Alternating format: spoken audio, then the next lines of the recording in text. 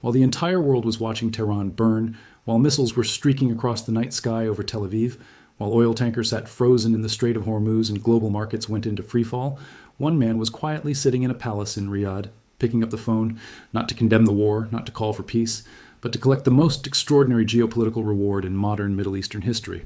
His name is Mohammed bin Salman, and what he pulled off in the shadows of the most catastrophic regional war since World War II is something no analyst predicted, no journalist fully reported, and no government has officially admitted.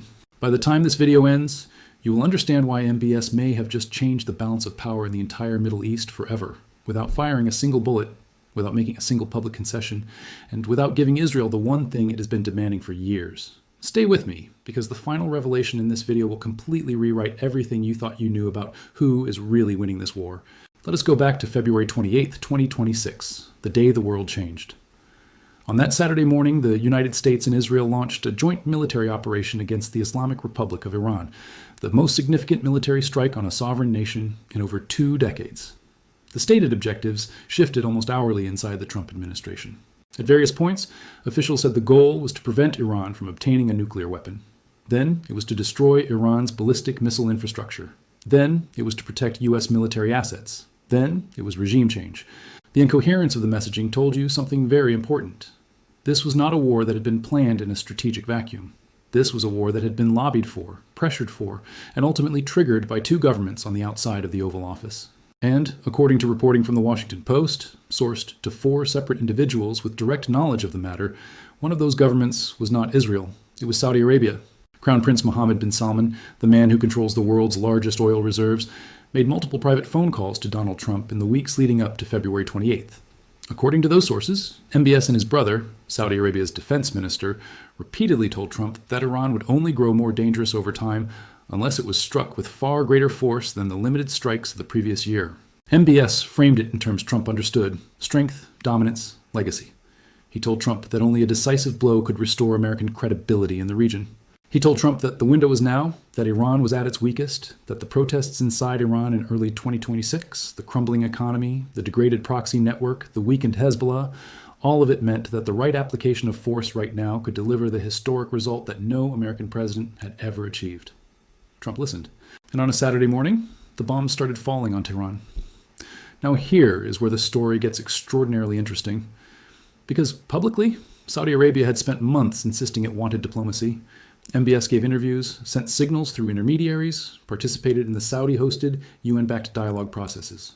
He maintained the image of a pragmatic modernizer who had just normalized relations with Iran in 2023, and who understood that a Middle Eastern war would damage the Vision 2030 economic transformation project he had staked his entire legacy on. He was playing 2 hands simultaneously, and he was playing them with remarkable precision.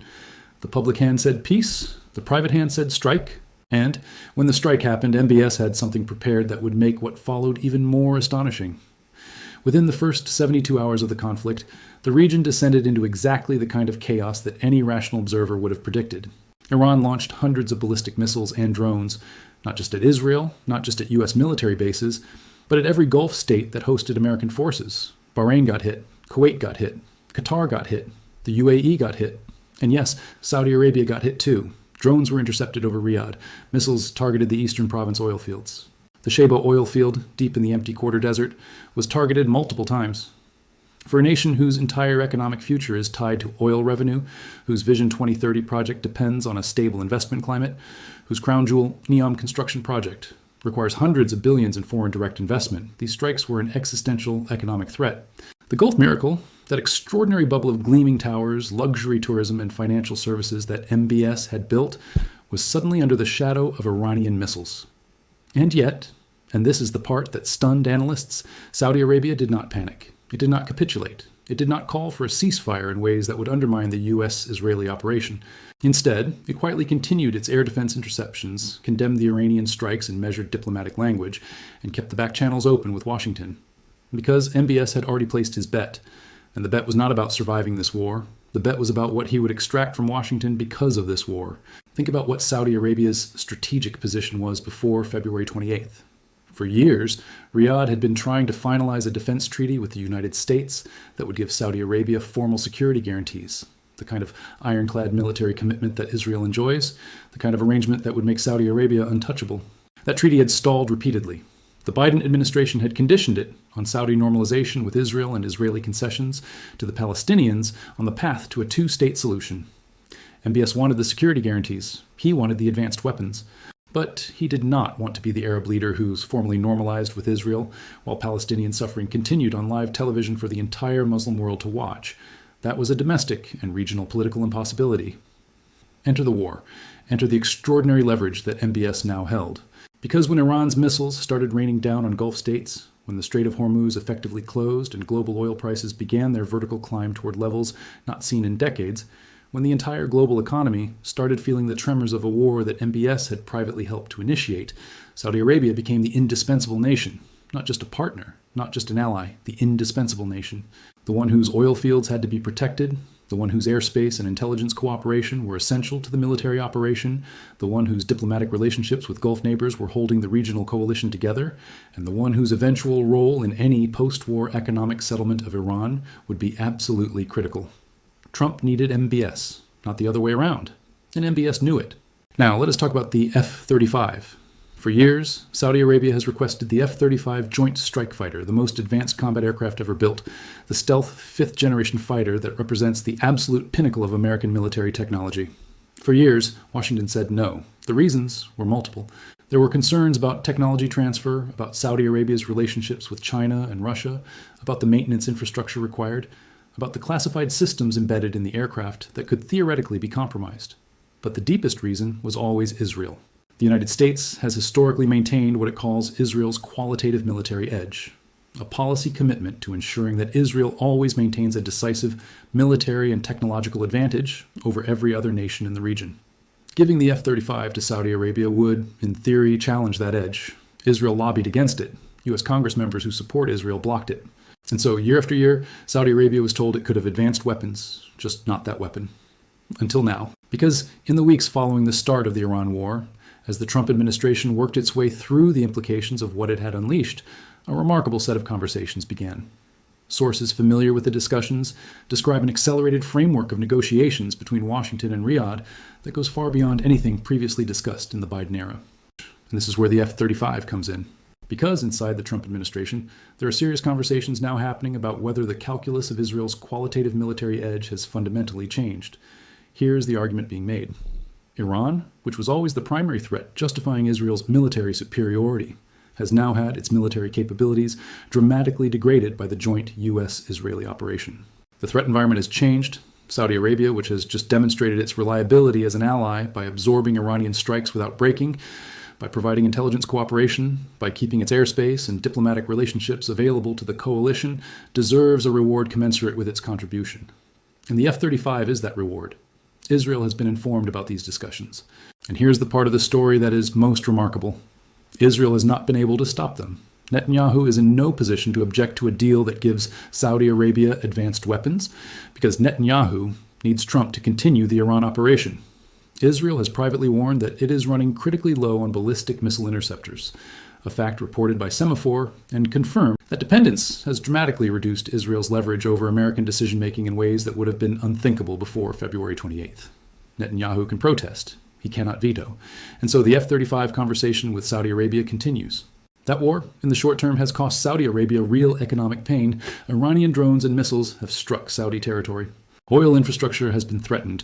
The investment climate that Vision 2030 depends on has been shaken. Formula One canceled its Bahrain and Saudi races. Foreign investors are nervous. The gleaming image of a stable, business-friendly Gulf has taken a hit. On the surface, this looks like a catastrophic miscalculation by MBS.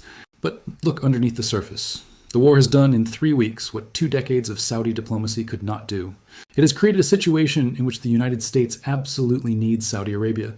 It has created a situation in which the previous conditions on any U.S.-Saudi defense deal, the Israel normalization requirement, the Palestinian concessions prerequisite, have been swept away by the urgency of wartime alliance management.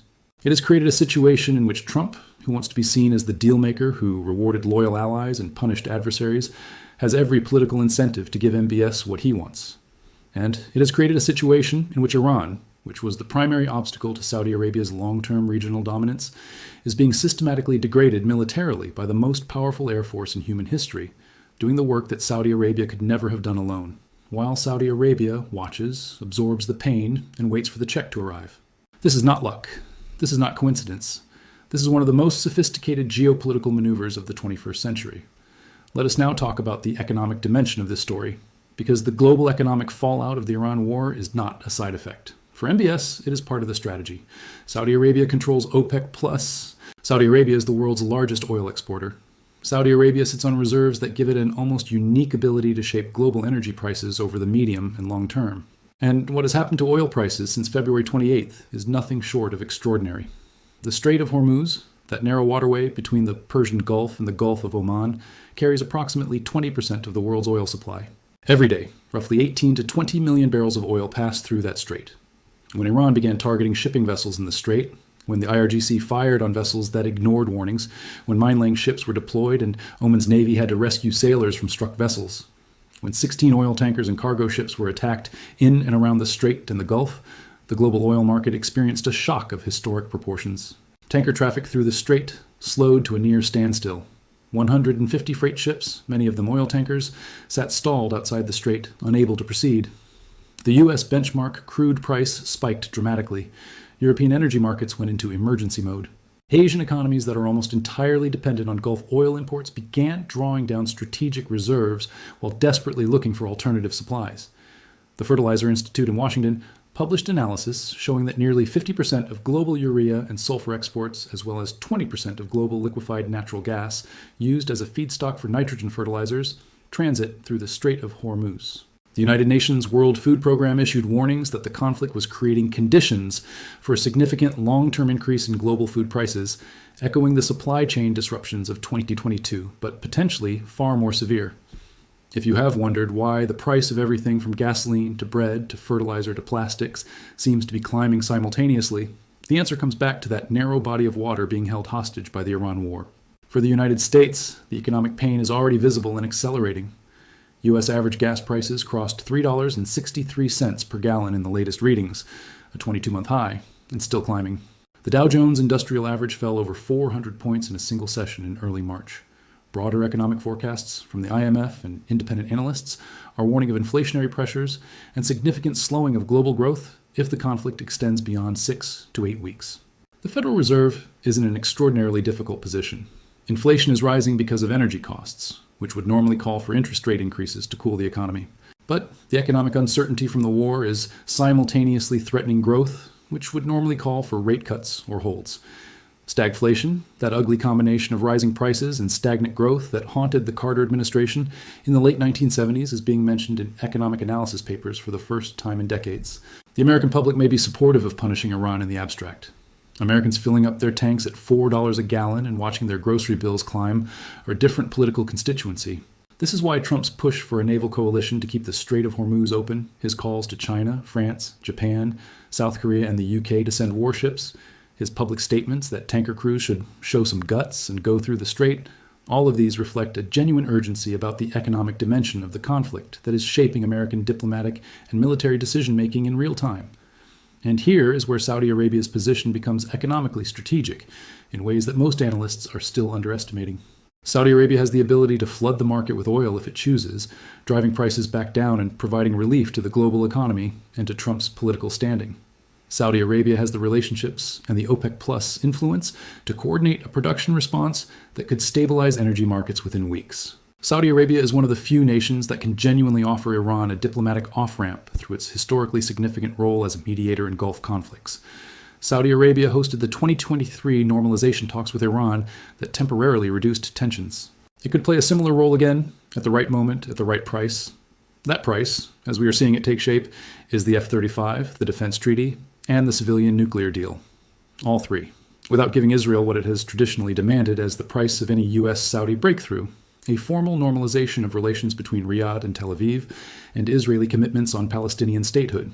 Those conditions are now effectively off the table, not because MBS forced them off, but because the war has made them irrelevant. You cannot have a diplomatic breakthrough with Israel on Palestine when Israel is simultaneously fighting a multi-front war with Iran, losing personnel in Lebanon, and running low on missile interceptors. The political environment for Israeli-Saudi normalization has been completely scrambled. And in that scrambled environment, The traditional veto that the Palestinian issue gave to anyone who wanted to slow down US-Saudi relations has simply dissolved. This is MBS getting everything he wanted without paying the price that everyone assumed he would have to pay. It is the definition of a masterstroke. Now, let us talk about Iran's position, because understanding what Tehran is actually trying to accomplish in its retaliatory strikes helps us understand the full strategic picture that MBS has been navigating. Iran's new supreme leader, Mojtaba Khamenei, who was appointed after the reported killing of his father Ali Khamenei in what remains one of the most dramatic and contested events of the conflict, issued his first public statement through Iranian state television on the 13th day of the war. He did not appear in person. U.S. Defense Secretary Pete Hegseth publicly claimed the new leader was wounded and likely disfigured, a claim that carried enormous psychological and political weight. The State Department announced a $10 million bounty for information on Khamenei and other top Iranian officials. The decapitation of Iran's senior military leadership has been methodical. The chief of staff of the armed forces was killed, the defense minister was killed, the IRGC commander-in-chief was killed, and yet, despite this systematic degradation of its command structure, Iran has continued to launch missiles and drones. The retaliation has been not just at Israel and U.S. bases, but deliberately, strategically targeted at Gulf states, at Saudi Arabia, at the UAE, at Qatar, at Kuwait and Bahrain. And here is the strategic logic behind that, because Iran is not stupid. Iran knows it cannot win a conventional military contest with the combined might of the United States and Israel. It has known this for decades. What Iran can do, and has been doing with considerable effect, is impose costs, not just military costs, economic costs, reputational costs, political costs. By striking Gulf states that were hosting U.S. forces, Iran was sending a very specific message. Your safety and prosperity are tied to American behavior, and if America continues this war, the Gulf miracle goes away. The luxury towers, the investment summits, the tourism, the neon projects, all of it sits within range of Iranian missiles and drones. For the UAE, which had invested its entire national identity in being a stable, neutral business hub, the psychological impact has been devastating. Dubai's image as a safe haven for global capital has been fundamentally shaken. For Qatar, which hosts the U.S. Al Udeid Air Base and is also one of the world's largest LNG exporters, the situation is particularly acute. Qatar Airways had to ground flights. LNG production was disrupted by Iranian drone strikes. The Qatari Prime Minister praised the unity of his citizens. But privately, Qatari officials have been making clear to Washington that the economic and social costs of continued Iranian strikes are unsustainable. Iran's calculation is that Gulf state pressure on the United States will eventually create a political off-ramp for a ceasefire on terms that are not humiliating for Tehran. Iranian Foreign Minister Araghchi, in his CBS News interview, was sending a specific signal when he said Iran has never asked for a ceasefire and never asked for negotiation. That sounds defiant, but translated from diplomatic language, what it actually means is, we will not accept terms that are presented as our surrender. We will not be seen to be begging, but we are open to a framework in which both sides step back from the most extreme positions. Iran has outlined its 3 conditions for ending the war: recognition of its legitimate rights, war reparations, and international guarantees against future aggression. These are maximalist opening positions, not serious bottom lines. They are the starting point of a negotiation, not a refusal to negotiate. And Saudi Arabia right now is one of the very few actors in this entire crisis that is positioned to be the bridge between those negotiating positions. Because Saudi Arabia normalized with Iran in 2023. Because Saudi Arabia maintained back-channel communications with Tehran, even as it privately encouraged the U.S. to strike. Because Saudi Arabia is seen by the Iranian government not as an existential enemy, but as a regional rival that can ultimately be dealt with. And because Saudi Arabia, unlike the United States or Israel, does not need Iran's humiliation as a political product to sell to its domestic audience. What Saudi Arabia needs is Iran's permanent strategic diminishment, and that is already happening, courtesy of U.S. and Israeli airstrikes, without Saudi Arabia having to fire a single missile. Let us now examine what comes after. Because the post-war order in the Middle East is being designed right now, in real time, and MBS is at the table in a way that no previous Saudi leader has been since the 1970s. The Trump administration, despite its chaotic public communications about the war, is beginning to think about what the end game looks like. The military operation that began on February 28th has degraded Iran's nuclear facilities, struck its missile production and storage infrastructure, targeted its command structure, and reduced its ability to project force through proxies. U.S. Central Command has reported striking over 6,000 targets in Iran since the operation began. More than 90 Iranian naval vessels have been damaged or destroyed. The Israeli military has said it is planning at least 3 more weeks of its campaign with thousands of targets remaining. The American military machine has enormous remaining capacity, but the economic and political clock is ticking. Gas prices are climbing. Congressional oversight hearings are being planned. Over 250 American organizations have signed a letter demanding that Congress halt funding for the war. $11 billion was spent in the first 6 days alone, and the expenditure has continued at extraordinary rates. The U.S. Navy has extended the service life of the USS Nimitz, one of the largest warships in the world, keeping it in service until March 2027, nearly a year longer than scheduled, which gives you a sense of how long the planners expect this engagement to continue. But the political will. For an open-ended regional war in a country with $17 trillion in national debt and a population being squeezed by rising energy and food costs is not unlimited. That is a man who is waiting for the right moment to declare victory and move on to the next thing. And the right moment for Trump will be a moment when he can point to a specific, tangible achievement that justifies the cost. The destruction of Iran's nuclear program and the dramatic degradation of its military capacity will be part of that story. But the deal he can announce with Saudi Arabia, the F-35 agreement, the defense treaty, the nuclear cooperation framework, will be the diplomatic crown on the military campaign. This is how Trump thinks. He will frame the Saudi deal as the strategic reward that came out of the war, proof that the sacrifice and the economic pain produced a realignment of the Middle East in America's favor that will last for a generation. And on that point, he will not be entirely wrong. Because if MBS gets the F-35, the Mutual Defense Treaty, the Civilian Nuclear Framework, the balance of power in the Middle East will shift in ways that are genuinely historic. Saudi Arabia, with fifth-generation air combat capability, with a formal U.S. defense commitment, and with a nuclear energy program that gives it the technical foundation to develop weapons capability if it ever chooses to pursue that path, is not the same Saudi Arabia that existed before February 28, 2026. It is a qualitatively different strategic actor. An actor with teeth. An actor that is no longer dependent on American goodwill for its security, but legally and formally entitled to American protection. An actor that can engage with China economically, with Russia diplomatically, with Iran in negotiations, with Turkey on regional issues, from a position of security that it has never previously enjoyed. The implications for Israel are profound, complicated, and in some ways deeply uncomfortable. Israel is winning the military campaign against Iran in the most immediate sense. Iranian military capacity is being degraded. The nuclear facilities that posed the most acute existential threat to Israel are being struck. The proxy network that Iran built over decades to encircle Israel from multiple directions has been severely weakened. Hezbollah is fighting for survival in Lebanon. The Houthis are constrained by their ceasefire arrangements. Hamas has already been devastated in Gaza. By virtually every military metric, Israel is achieving its operational objectives. But strategically, Israel is emerging from this war in a more complicated position than it entered it. Because Saudi Arabia is getting the F-35 without normalizing with Israel. The grand bargain that Israeli and American strategists had imagined, in which Saudi Arabia's path to the F-35 and advanced weapons ran through Israeli-Saudi normalization and Israeli concessions on Palestine, has been bypassed by the war. The war created a parallel track, a faster track, a track that did not require anything from Israel except its passive acceptance of a U.S. decision that Israel was in no position to block. This is not how Israeli strategists drew it up. This is MBS outplaying Netanyahu in the strategic game, while Netanyahu was focused entirely on the military game. There's another dimension of the Saudi nuclear deal that deserves careful examination, because it has implications not just for the Middle East, but for global nuclear nonproliferation architecture. Saudi Arabia getting a 123 agreement with enrichment provisions would be, by definition, a precedent. Every other nation in the world that wants civilian nuclear capability will point to the Saudi deal as the model.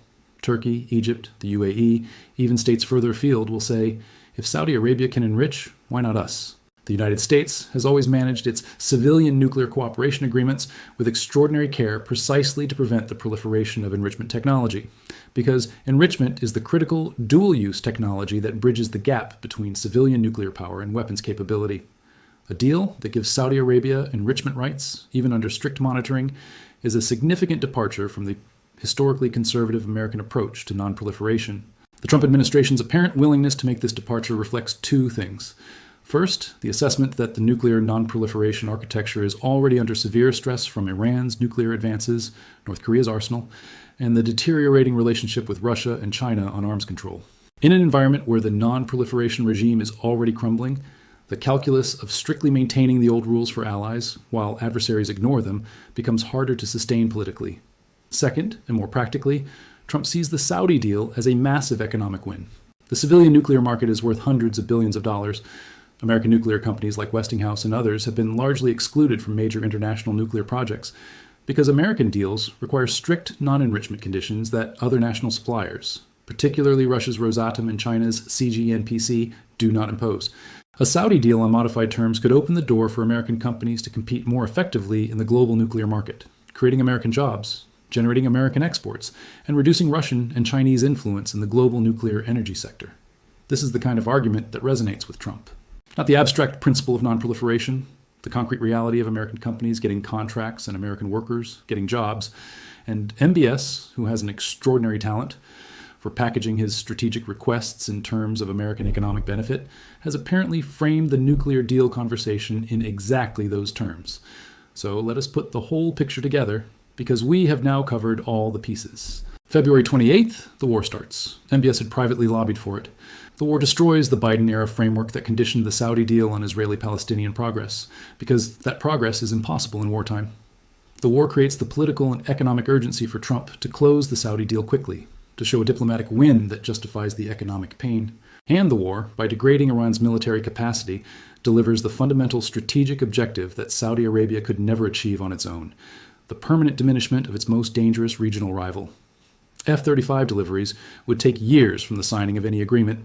The training of Saudi pilots on fifth-generation aircraft, the construction of the maintenance and logistics infrastructure, the transfer of the associated support systems, all of this is measured in years, not months. But the agreement itself, the political commitment, the framework document, the public announcement, that is what matters in the near term. That is what transforms the regional power calculus. And that is what MBS is in a position to extract from Washington in the coming weeks and months. There is one more thread to pull on. It is the most speculative, but perhaps the most consequential.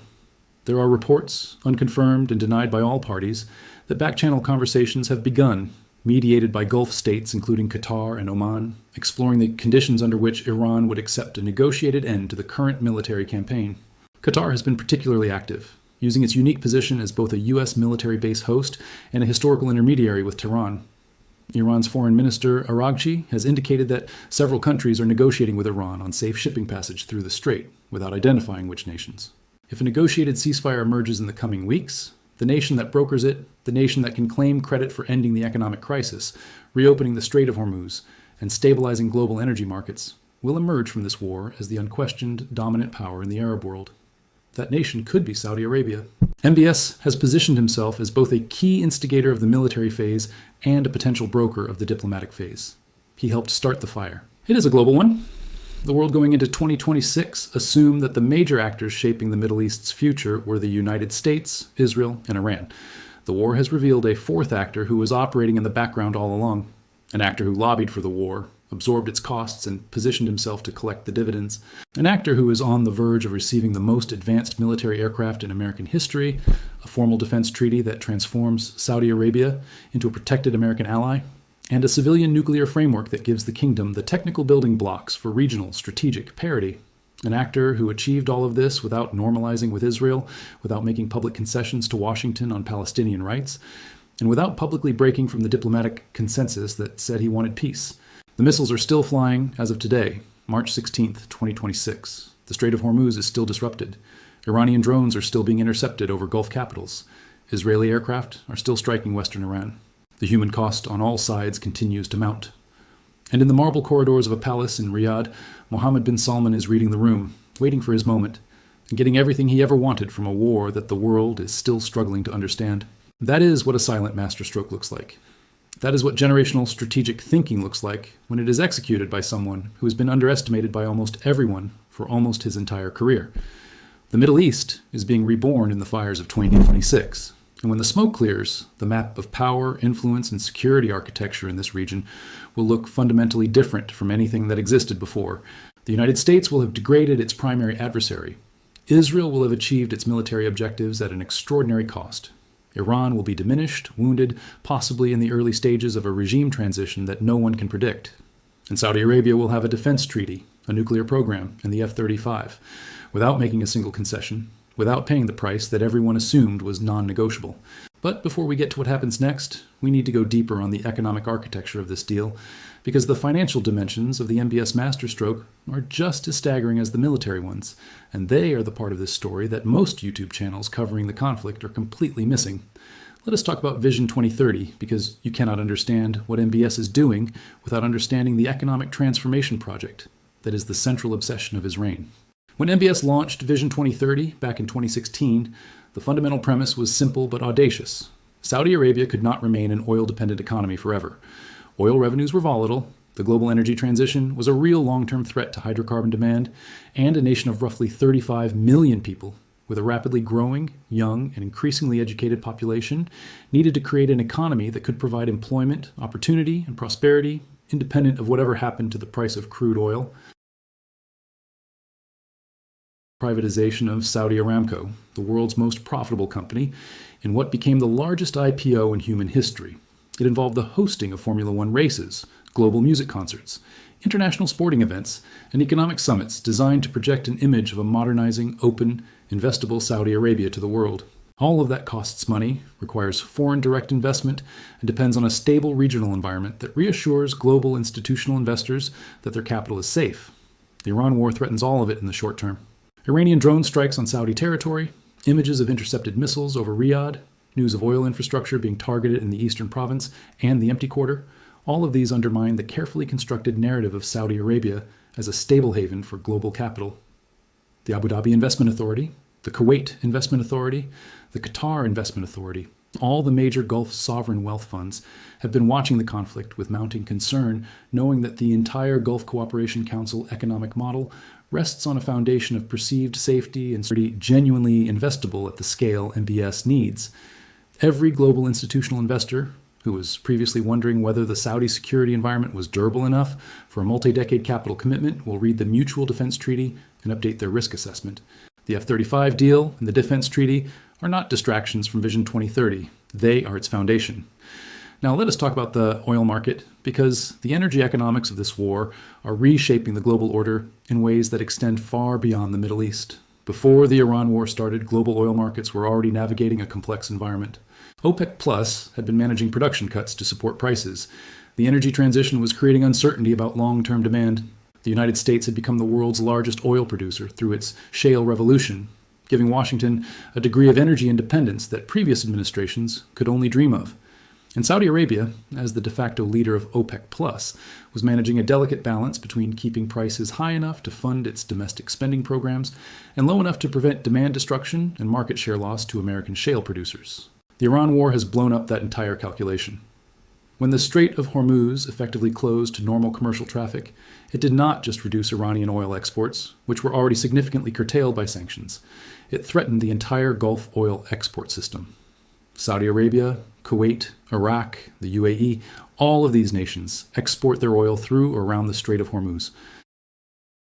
The Saudi fiscal position, despite the military attacks on its territory, despite the disruption to its investment climate, is actually being bolstered by the price impact of the conflict. And the kingdom's enormous foreign exchange reserves, estimated at well over $400 billion, give it the financial cushion to absorb short-term economic disruption while waiting for the long-term strategic benefits to materialize. Contrast that with the fiscal and political pressure on the United States. $11 billion spent in the first 6 days.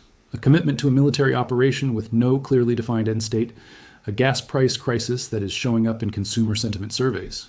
A stock market that is nervous and volatile. A Federal Reserve that is being asked to manage simultaneously rising inflation and rising geopolitical risk. And a president who has staked his political legacy on being the deal maker who gets things done, who is now in week 3 of a regional war that he promised would be quick, decisive, and transformative.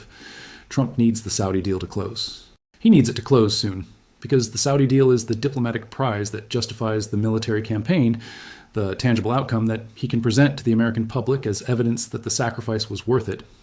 That relationship is the bedrock of the current strategic moment, and MBS is using it with surgical precision. Let us also think about what China is doing in all of this, because the role of Beijing is one of the most underanalyzed dimensions of the current crisis. China imports roughly 9 million barrels of oil per day, making it the world's largest crude oil importer. A significant portion of that oil, somewhere between 40 and 50% depending on the period, comes from the Persian Gulf region, much of it through the Strait of Hormuz. The effective closure of the strait is therefore not just an American or European economic problem, it is a Chinese economic emergency. China's industrial economy, its manufacturing base, its export machine, all of it runs on Gulf oil, and all of it is being threatened by a war that Beijing opposed but could not prevent. China's response has been characteristically cautious but directional. Beijing has condemned the U.S.-Israeli strikes on Iran in strong diplomatic language. It has called for an immediate ceasefire. It has supported Iranian sovereignty and opposed what it characterizes as illegal military aggression. But it has not provided Iran with material military assistance, not with air defense systems, not with drone technology, not with missile components. The reason is simple. China's economic relationship with the United States, while severely strained, remains too important to risk over Iran. And China's relationship with the Gulf states, particularly Saudi Arabia, with whom Beijing signed a comprehensive strategic partnership and signed massive oil and technology agreements, is also something Beijing wants to protect. China is in the uncomfortable position of publicly supporting Iran while privately not wanting Iran to win in ways that destabilize the Gulf region that China depends on for energy. What this means in practice is that Trump's call for China to send warships to help secure the Strait of Hormuz, while publicly rebuffed by Beijing, has created an interesting back-channel dynamic. China has an enormous direct interest in the strait reopening. Saudi Arabia has back channels to both the United States and Iran. If the diplomatic endgame of this crisis involves some kind of multilateral framework for Strait of Hormuz security, Saudi Arabia could plausibly be the nation that brings China and the United States into a shared arrangement, not because Beijing and Washington want to cooperate, but because both of them need the strait open, and Saudi Arabia is the only actor that has working relationships with all parties. That potential role, as the organizer of the post-war regional security architecture, would give Saudi Arabia a degree of influence in the post-war order that is almost impossible to overstate. We need to also address the technology transfer implications of the F-35 deal, because they go far beyond what is visible on the surface. The F-35 is not just an aircraft. It is a networked warfare platform. It is designed to operate as part of an integrated battle network that shares real-time data across aircraft, ships, ground systems, and intelligence platforms. When a nation joins the F-35 network, it does not just get an airplane. It gets embedded into the American military's global command and control architecture in ways that are extraordinarily deep and that create lasting dependencies and information-sharing relationships. This is actually one of the reasons why the U.S. has been cautious about selling the F-35 to nations that also maintain close relationships with China and Russia. The Saudi relationship with China, particularly the Huawei infrastructure contracts and the Chinese investment in Saudi tech projects, has historically been cited as a concern by Pentagon planners. But the Trump administration has apparently calculated that the strategic benefits of bringing Saudi Arabia fully into the American military ecosystem outweigh those concerns. And frankly, from a national security perspective, a Saudi Arabia with F-35s and a formal U.S. defense treaty is a Saudi Arabia that has made a definitive choice about which side of the great power competition it sits on. The F-35 is not just a weapon sale. It is a binding commitment to the American strategic camp that cannot be easily undone. The geopolitical implications of that commitment extend across the entire region. A Saudi Arabia that is firmly, legally, and militarily embedded in the American security system is a Saudi Arabia that can no longer play the balancing game between Washington and Beijing with the same freedom it previously enjoyed. MBS has long been a practitioner of strategic autonomy, maintaining economic relationships with China, security relationships with the United States, and diplomatic relationships with Russia simultaneously. The F-35 deal and the defense treaty significantly constrain that freedom of maneuver, at least on the security side. But MBS has apparently concluded that the security guarantee is worth that constraint, because the alternative, an Iran that survives the current war and rebuilds its military capacity over the next decade, is a threat that no amount of strategic autonomy can protect against without the United States as a formal ally. There is a historical parallel worth drawing here. In 1979, after the Iranian Revolution, Saudi Arabia found itself in a region that was suddenly far more dangerous than it had been. The U.S. was humiliated in Tehran. The Soviet Union was invading Afghanistan, and the Gulf states were genuinely vulnerable. It was in that environment of existential anxiety that the Gulf Cooperation Council was formed, that Saudi Arabia deepened its security relationship with the United States, and that the foundations of the current regional security architecture were laid. That architecture, built on informal partnerships and defense cooperation agreements rather than formal treaty commitments, has served for over 40 years.